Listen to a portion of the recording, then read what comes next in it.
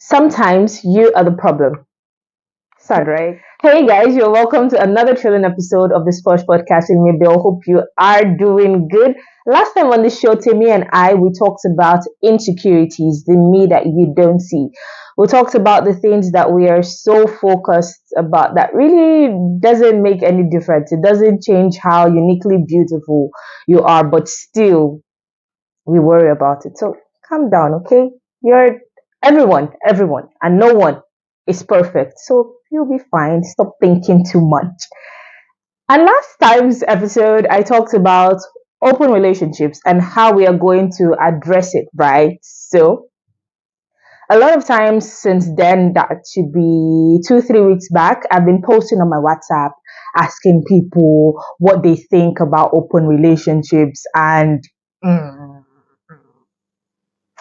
no one wanted to come up here and share their opinion because they don't want to get trolled, but I'm going to give a quick summary of everything that was said. Open relationships, basically, this means you and your partner, either dating or married, you both agree that you can see other people and it's fine. No one is going to make a big deal out of it. No one is going to make drama. You are free to see other people. But when two of us were together, you're going to respect the fact that we are together. And, yeah, that is in a nutshell what open relationship is. And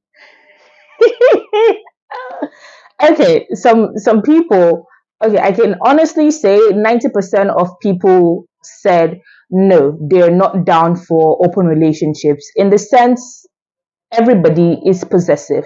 I don't want you to have what I have. I don't want this treatment that I'm receiving to be given to anybody else. I want it for me and me alone. Yes. So my man is my man. My woman is my woman. Don't go close to her. Don't talk to her. Don't even say hi. If she's coming this way, fly over the fence and go the other way. Yes.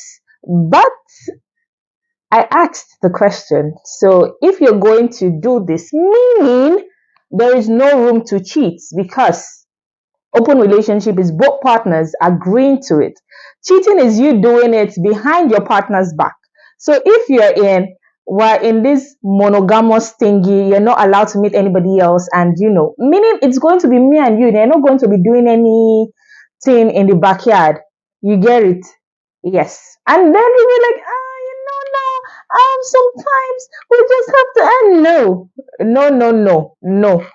It's either you're in or you're out. There's no one leg in and one leg out. So to those of you that are still playing the field outside, better you meet a girl or a guy that shares the ideology that you guys can be with different people but still be together than someone putting all their eggs in one basket believing that you are doing the same while you are going to play match outside. It's not fair. And then there's the 10% that's like, yes, it will save me the stress of going up and down, hiding text messages, deleting, sneaking around. It will save me the whole stress. And some are actually practicing that. Me and my partner, we know that there are other people, but we don't bring them into our gathering. Just when we're together, yeah, it's all beautiful, lovey-dovey. And when we're not, we're not. I'm outside doing what I want to do. She's outside doing what she wants to do. So yes, my 2 cents. What do I think? I think I've said it on the show 1,000 times that my man is my man. Even you're my man, I'll break your head. I'm not so violent, trust me. But open relationship is not for me, and I'm not condemning any person that is practicing that. It's if it works for you, it's okay. But do not. One thing I will say is if you are or if you fall into that category, don't now start a relationship with someone that does not agree with that and you start forcing the person to agree with that. Find someone that is compatible to you. Open, open, closed, closed. Save yourself a lot of drama.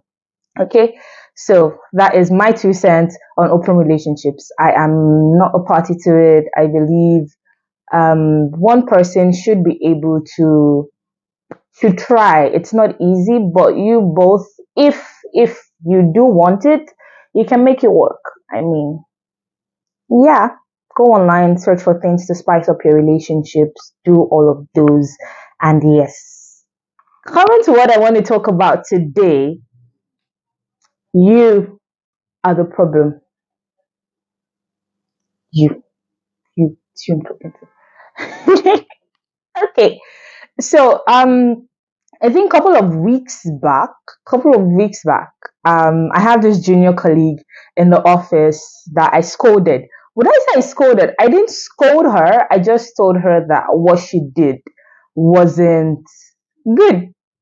And then, oh, and then she started crying. She was emotional and all over the place. And I'm like, as the Nigerian that I am, in my head, I'm like, in my mother's voice, you have too much water in your body.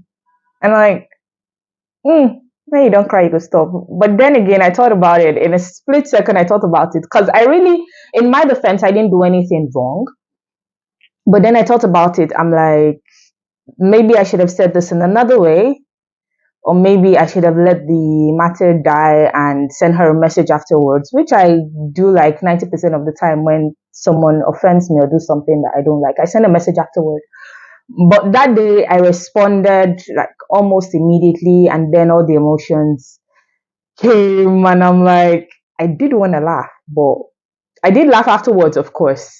Yes, but I thought about it. I'm like, okay, maybe my approach was wrong. It was something I said. I should have said it this way and that way, and she is wrong. That fact is not changing, but I should have handled it in a more matured way and all of that. So, what I'm trying to say is a lot of times we always look to blame the other person. This person is wrong. This person said this. You said this. That's why this happened. This is this and that is that. The only control we have, we cannot control another person. You cannot control another person's thoughts or reactions. You can only control your actions and your reactions and your thoughts.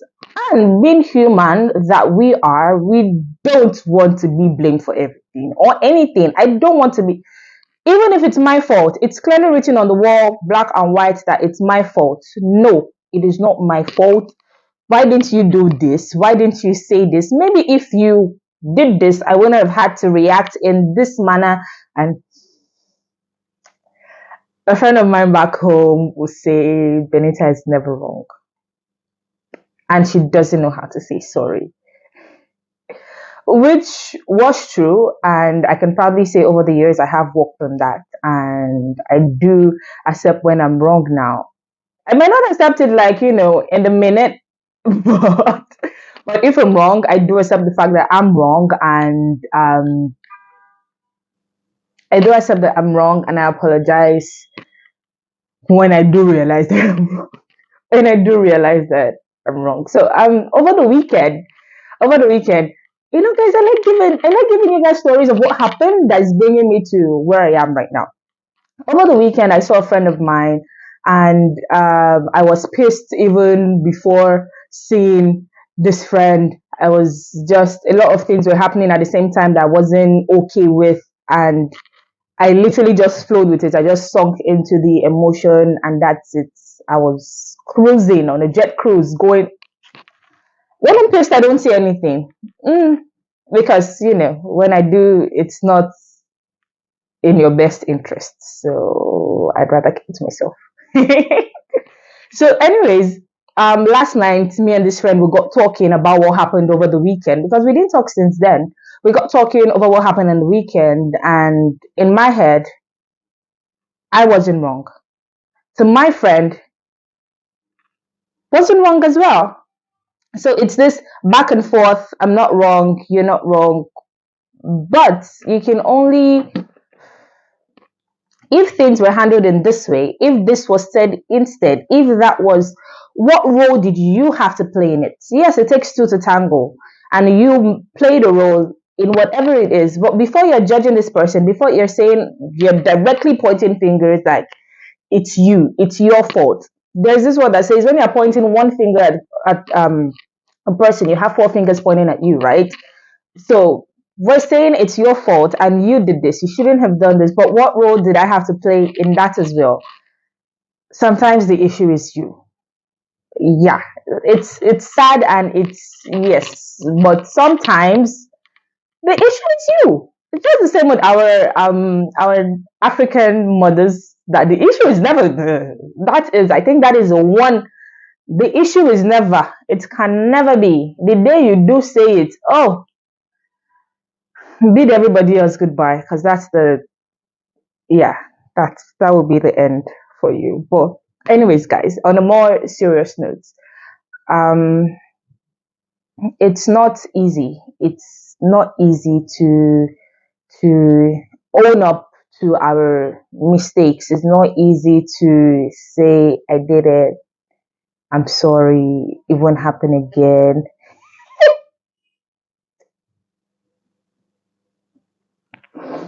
It's not easy at all. But just take a minute or two in an hour and go over the event again. When I got hired to my company, I was having issues with my customers. Like, I was having issues on a weekly, monthly basis. And my manager was like, you are not the only one with this kind of customers. So why do they have issues with you? And I'm like, it's the customers that's the problem. You don't understand, maybe because we're from two different parts of the world. You don't understand what I'm trying to say. If I was speaking to my and if I was talking to someone from my place, definitely they would understand and react different. Yes, being that as it may, I was able to pinpoint the problem. This is the problem because we are from two different parts of the world. We tend to misunderstand each other. Yes, I've said that's the problem. Now, what's the solution? How do I go forward? And I was like, he was like, the customers are not the problem because everybody else has this kind of customers. How are they reacting to this kind of customers? Then I started shadowing. Shadowing is when you watch what your colleagues are doing, how they speak, how they operate, and you try to mimic that. So I started to do that. And I went from say having six legit reasons why customers will rate me poor to having just one poor and an invalid case. It's invalid. Maybe the customer didn't understand the statement and just gave a poor rating. Why did I do that? Because, like I said, I knew what the problem was and I did want to improve. I let my pride, I shoved it to one side and be like, okay, yeah, this is a me doing. I do understand where you're coming from. I understand your standpoint, but what am I going to do about it? Because the thing is, in customer service, you know what they say is your customer is always right. The truth is, the customer is not always right, but there are ways and manners you can't present to that customer to tell the customer that you are not, yeah. So, and yes, that now brings into it in the whole everything of trying to say it's my fault, it's not your fault. Do not now, how do I put the English? You know when they say too much of everything is bad, yes. Don't now start taking, let's say, blames. Don't start carrying it on your head that it's your fault and it's not this person's fault. Don't self-criticize, self-sabotage. Don't do that. Don't do that. If it's another person's fault, let them own up to it. If you look at the scenario and you be like, if I said this and I did that and I did this, or I did do this and do that, but the person still acted in that way, then um it's up to that person to give you an apology or make the scenario right. Or if you just want peace to reign, you can still render an apology or act right or whatever it is. But do not cross that line where at every point in time you keep telling yourself, you now let it sink in that, oh, I'm wrong, it's my fault, it's my, no, baby, we don't do that here. Do not self-criticize. Know the balance, know the line. When you're wrong, own up to the fact that you are wrong. And when you're right, baby, spread your wings. You're right. Yes, we're not violent here. I'm just trying to let you know that. Don't let anybody step over you for any reason, okay? That is literally the end of this episode. I'm just trying to tell you sometimes you are the villain in the story. It's not something we want to hear, but it's literally the truth. Sometimes you are the bad person in the story, and it's not so bad, provided you are willing to make amends. It's not so bad. But no one wants to say a villain forever. So understand the fact that you may be wrong. that you may be wrong and do what's right. I just remember that I think sometime last year, my music director sent me a message about church, and oh, I so flipped. I flipped, and I can't even remember why I flipped. Okay, I think I do remember why I flipped. And then a couple months later, we didn't see because I wasn't um in church for a while. And then when we did see or we did have a conversation, I told him like, this is what you said, and this is how I interpreted it. And he was like, but where did you get that idea from? It wasn't, I didn't mean it that way. I didn't, and I'm like, and then he explained what he meant, and I'm like, I did, I did read too much meaning into it, didn't I? I didn't mean to be so sensitive. I'm sorry. Oh my god. So sometimes some issues are really not that deep, and sometimes, yes, they are deep. But as I said, own up to your BS and make amends. Okay, guys? I wasn't supposed to say that last part. But you get what I mean, right? Take ownership. Sometimes you are the problem. This is all I have for this. Till we talk again, I remain your very own Mabel Benita. If you are listening alone, baby, you are doing it so wrong. Tell your friends, tell your lovers, tell your haters, tell your colleagues, tell your managers, tell your people you just talk to, people you meet on the road randomly. Tell them about the Squash podcast. Tell them to just check me out. Spotify, Google Podcasts, Apple Podcasts, and drop a comment. Tell me what you think. Tell me if you liked today's episode. If you didn't like it, tell me as well. Tell me where you think I should improve, where you think this point, yes, she hit the nail on the head, and yes, I love her so much, which I know you do love me, but yes, it was a pleasure talking to you guys.